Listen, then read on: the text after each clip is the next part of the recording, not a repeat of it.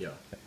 We're here with Jonno Proudfoot and Dave Grier, the two chefs that have collaborated together to create the book, The Real Meal Revolution.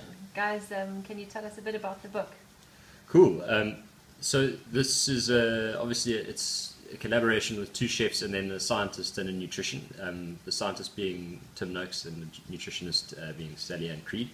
And we decided to collaborate because it's necessary to get the information out. And the reason it's a revolution is because it's based on a whole lot of science that completely debunks a whole lot of old theories about diet and what we actually need. So David and I decided to create a practical solution, and instead of what most people call a diet book, having just the diet and then leaving people kind of to their own devices, we created a one-stop kind of pack that has the science, it has the nutritional information, the shopping lists, and then some actual practical application in recipes. So it's been a really cool collaboration. I've had a lot of fun. Yeah, it's been brilliant being involved in the book. You touched on Tim Noakes, so obviously you told me a bit about the high-fat, low-carb lifestyle that is in this book.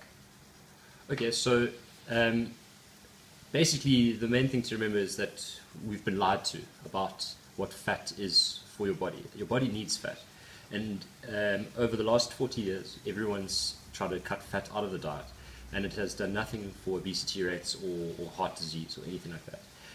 So the high fat, low carb lifestyle is it's a revolution against the high carb lifestyle, which is actually what's causing people to get fat.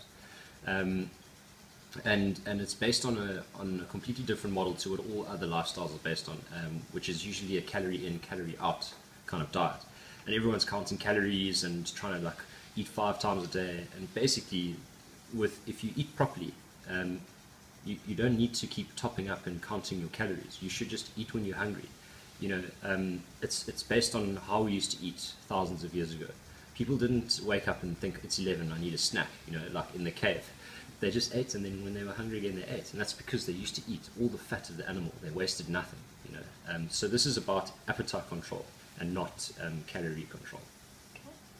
Yeah, we'll just hooking on to what Jonno said there. You know, your fat intake is basically your life's thermostat to hunger, and once you reach a saturated level in your diet with fat, that's where the hunger ends until the body utilizes all that fat, changes and absorbs it into the various bits that it needs from it, and then slowly integrates this in the body, you use it up, and then once that's used up, then you're hungry again.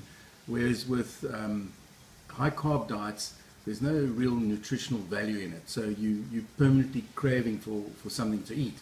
Whereas fat, you reach a saturated level, you use it up, and then the body sort of switches on again. It's you're hungry again. But as Jonno was saying as well, it's not a diet, it's a lifestyle. Yeah. And the thing about a lifestyle is it takes a while to integrate into a new lifestyle. There's first the mindset. And I think it's so important that a lot of people think you can just switch into this. It's going to take a while, it's going to take patience, and most importantly, it's going to take understanding of why you're doing it. And that's why it's been very important that in the front there's the layman terms of the science, and in the back it's backed up with the scientific evidence and theories that have been put in by Prof. And we don't say that this is going to work for everyone, but if you feel that this diet's working for you and you can switch into this lifestyle, the results are astounding. And I mean, both John and I are extreme athletes, and it's taken me years of sort of experimenting and trying with this diet and lifestyle to integrate fully into it. And it's difficult. You know, the hardest thing, and we both found, and everyone says it is to try and give up that sugar addiction. Yeah. Which is the fight. Yeah, especially after or during training. Yeah. A lot of people think, well, I need sugar. But I've swum 35 Ks this week and I haven't had a teaspoon of sugar the whole time. And I haven't had a Coca-Cola, which is what a certain shopping list told me I should have after my exercise.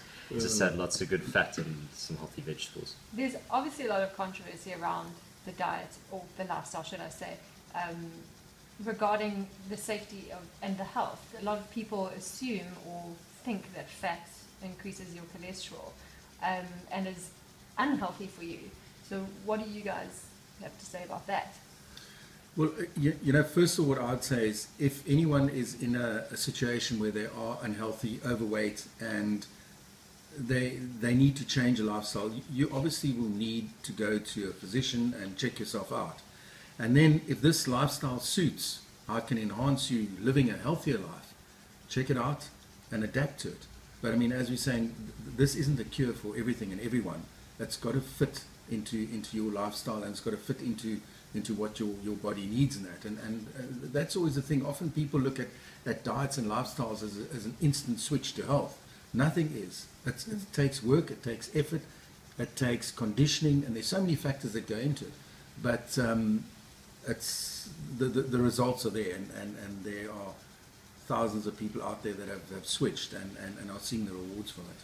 So, look, neither of us are qualified to comment on the science part of it, but to answer your question about cholesterol and heart disease, the main reason this book's been written is because all the science about cholesterol and heart disease has been completely misstated. And the reason it's controversial is because it goes against huge guidelines set out by the American government. There's lots of corporate finance behind all of these supposed health guidelines that were published, and it was quite a twisted and sick sort of legislative process. And basically,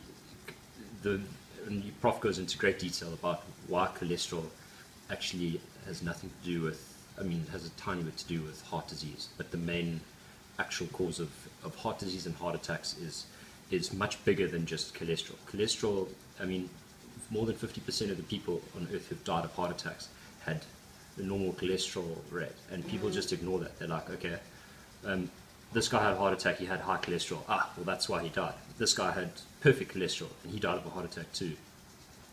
Oh, well, it must have been a random thing, but it happens to half the people, so what are we missing here? And that's what Prof talks about in detail in the book. Okay.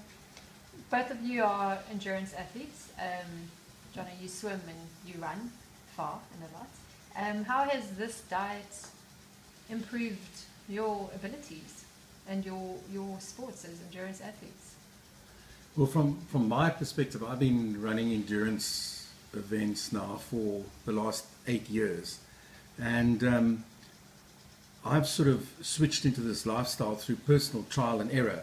And one of the catalysts was in China, in freezing cold conditions, and that when the guys in Mongolia were giving us chunks of fat to eat and saying, look, if you want to get through these cold conditions lying ahead, you've got to eat this fat to keep your energy levels up and to keep releasing energy through the day, because there's no food further down. And the Austrian doctor with us as well, he endorses as well. He says, look, if you want to survive in the mountains, you've got to start eating this fat. It's the only way it's going to get you through. So that was my introduction into it. And the deeper I've gone into my own ability to run and how I perform better on certain diets and that, this has come to the forefront all the time with me. And if I train now, it's a bag of water and a whole lot of salami sticks, and that's me for the day. And I maintain a really good energy level.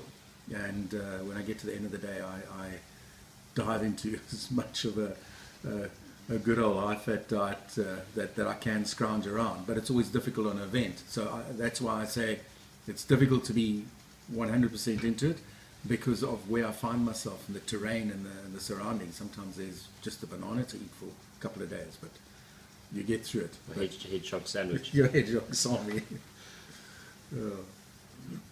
From my side, personally, I must say, I notice now more than ever, now that I've weaned off carbs properly and gone long stints without them when I'm training. If I have a pizza on a Sunday night and start... so you eat pizza?